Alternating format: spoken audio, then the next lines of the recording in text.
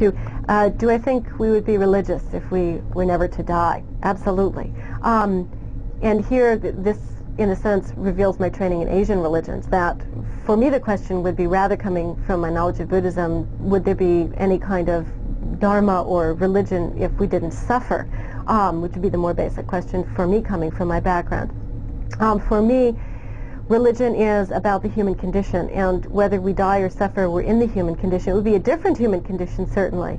I think there would be, that religion would be something different if we were not to suffer. I think that many elements of religion come from a sense of not being able to control the condition that we're in, of wanting things that we don't get, of being frustrated with reality, of the fact that there is suffering or discomfort in the world, and trying to make meaning in that kind of a world.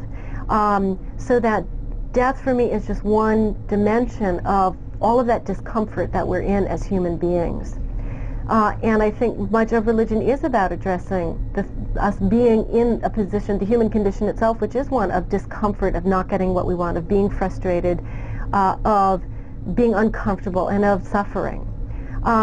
But I think religions, whether or not we were to die or to suffer, there are still questions that we can't answer. There are still issues of meaning, and that questions about meaning are not just about death or even just about suffering, but about, here we are, so what kinds of questions. And I think those would remain whether or not suffering and death were part of what it means to be a human being.